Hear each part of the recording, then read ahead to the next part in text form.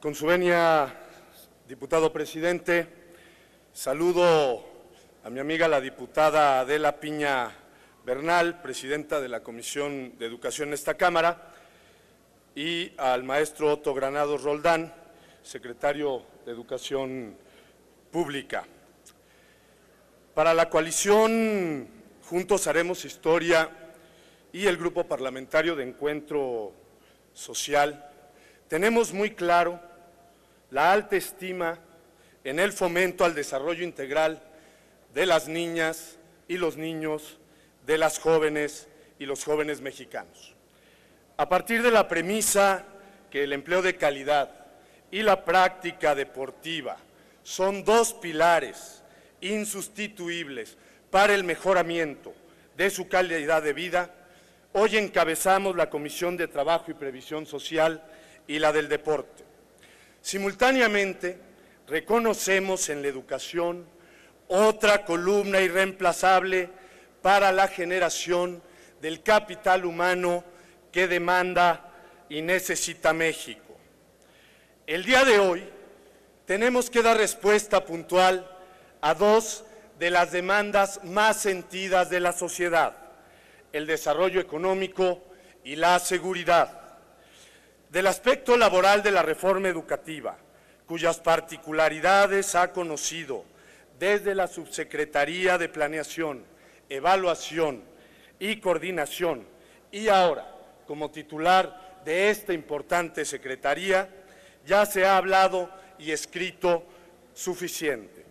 Por lo anterior, quiero aprovechar esta oportunidad para hacer alusión al apartado de infraestructura y del equipamiento escolar a cargo del programa Escuelas al 100, ya que es del dominio público que el programa, técnicamente viable y socialmente aceptable, nació con la finalidad de mejorar de a de veras la infraestructura y dignificar los planteles públicos de educación básica. Hoy, en los umbrales de una transformación del régimen político y social en nuestro país, es que el dinero público se tiene que cuidar y gastar de manera eficiente. Hoy necesitamos que los certificados bursátiles para la infraestructura educativa, que reiteramos, pueden sí ser una alternativa racional para el mejoramiento de las escuelas, debe ser impulsado de manera eficaz. El programa de Al 100 será eficiente siempre y cuando los recursos fluyan óptimamente, no como en el caso del estado de Michoacán, en donde esto no ha sucedido, ya que hay obras desde el ejercicio fiscal 2016 que no han podido solventarse por la falta de recursos. Cuando a finales del año 2015 se planteó el nuevo esquema financiero para alcanzar una inversión total de hasta 50,000 millones de pesos para la rehabilitación de más de 33,000 planteles educativos de nivel básico, medio y superior, no sabíamos que en 2017 se registraría en el mes de septiembre ese sismo de gran magnitud que dejaría, al menos en la Ciudad de México, Morelos, Puebla, Estado de México y Guerrero, gran devastación y daño de los que los planteles educativos no quedaron exentos. Con un imponderable de semejante magnitud, se esperaría una reacción oportuna que reconfigurara la planeación y los objetivos para el cierre de la presente administración. Por ello, señor secretario, en este contexto me permito preguntarle, derivado de los sismos del año pasado, ¿cómo se reorientaron los recursos del programa Escuelas al 100 y cuál es el avance al día de hoy de este programa tan importante y cómo se han atendido los planteles que resultaron severamente dañados? Por su atención y respuesta, muchas gracias. Gracias. Para dar respuesta Tiene la palabra el ciudadano Otto Granados, hasta por 5 minutos. Muchas gracias, diputado. Con su permiso, presidente, son dos temas.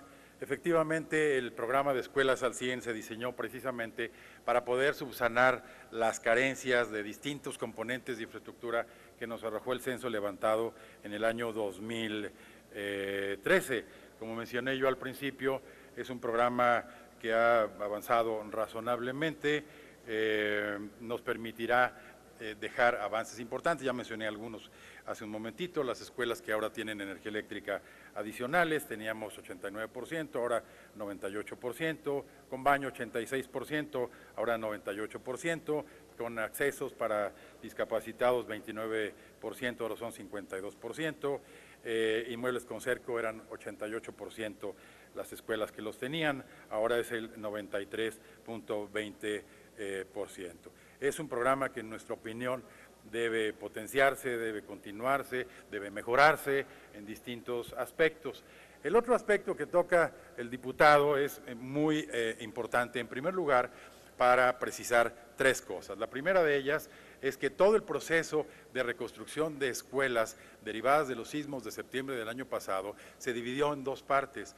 La Federación no ejecuta las obras en los estados, únicamente en el caso de la Ciudad de México, y para el caso de los estados lo que hicimos fue suministrar los recursos suficientes y la norma técnica que está establecida en la Ley de Infraestructura Nacional Educativa para esos efectos. ¿Cómo van los componentes? Se lo digo muy rápidamente, aunque insisto, la información de los estados es proveída y por lo tanto responsabilidad de ellos. En el caso de las escuelas de la Ciudad de México, tuvimos daños totales por aproximadamente 1.901 planteles que clasificamos en tres categorías, 9 que requirieron una reconstrucción total porque quedaron totalmente derruidos, derrumbados, 789 que sufrieron daños medianos o moderados, los cuales estamos interviniendo prácticamente a partes iguales el gobierno de la Ciudad de México y el gobierno federal, y 1.106 con daños menores que no requirieron una intervención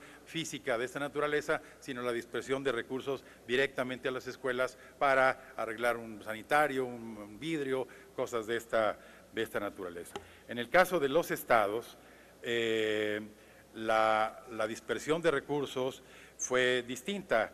Yo diría que en este momento el porcentaje de intervención en el caso de Chiapas es del 86%, de Guerrero 97%, de Hidalgo 100%, del Estado de México 88%, de Michoacán 97%, de Morelos 100%, de Oaxaca 89%, en Puebla 70%, en Tlaxcala 95% y en Veracruz el 87% a través de distintos fondos, Fonden, los seguros, escuelas al 100 que se reorientaron recursos para atender estas escuelas, se permutaron las escuelas que los gobiernos estatales ya nos habían enlistado desde el trimestre del año pasado para poder atender a estas. Y en el caso particular de los recursos por falta de financiamiento, se los menciono rápidamente.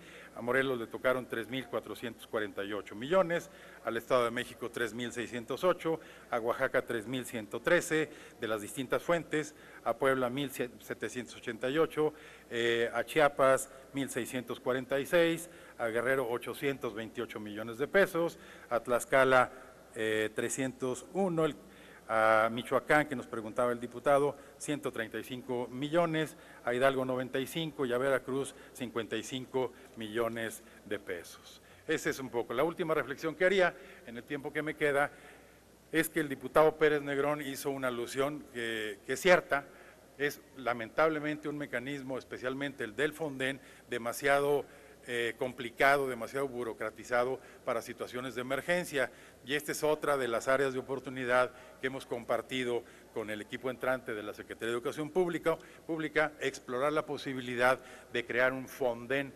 exclusivamente educativo, que pueda reaccionar mucho más rápidamente, sin tanto papeleo, con toda la transparencia, pero sin tanto papeleo, con más eficiencia para atender situaciones de desastre de esta naturaleza. Nos parece que le daría al sector educativo nacional, o sea, la SEP y las autoridades educativas locales, un músculo mucho mayor, el poder tener un Fonden propio para poder reaccionar ante circunstancias de esta naturaleza. Muchas gracias. Tiene la palabra el diputado Iván Arturo Pérez Negro, por 2 minutos.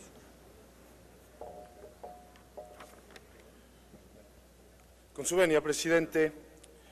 Señor secretario, agradecemos sus respuestas y aprovecho ese último comentario para que desde esta tribuna reiteremos la disposición de los diputados de la coalición Juntos Haremos Historia y de Encuentro Social para trabajar de la mano del nuevo gobierno de Andrés Manuel López Obrador y su secretario de Educación para crear un sistema verdaderamente integral que privilegie la calidad educativa y nos permita que nuestras niñas y nuestros jóvenes en el futuro inmediato puedan competir contra cualquier estudiante del mundo. Consideramos que el programa Escuelas al 100, en tanto que representa un punto de concurrencia entre las necesidades de la sociedad, el deber del Estado de satisfacerlas y la justa participación del mercado, es una experiencia digna de tomarse en cuenta, pero que habrá que perfeccionarse en beneficio del sistema educativo nacional. No obstante, que en el texto, el modelo educativo 2016, el planteamiento pedagógico de la reforma educativa, se hace mención de las acciones que el programa Escuelas al 100 habría de realizar en la dotación de la infraestructura que posibilitara la implementación del programa Escuelas de Calidad en todo el país. Era importante escuchar de viva voz cómo se reajustaron estos planes en razón justamente de esos planteles dañados que obviamente el sismo era imposible de prever. Hoy tenemos mayores y mejores elementos de juicio para armar con gran puntualidad y con serenidad esa agenda socialmente útil que requiere este país para entrar verdaderamente en las vías del desarrollo. Es cuanto y muchísimas gracias. Gracias, señor diputado.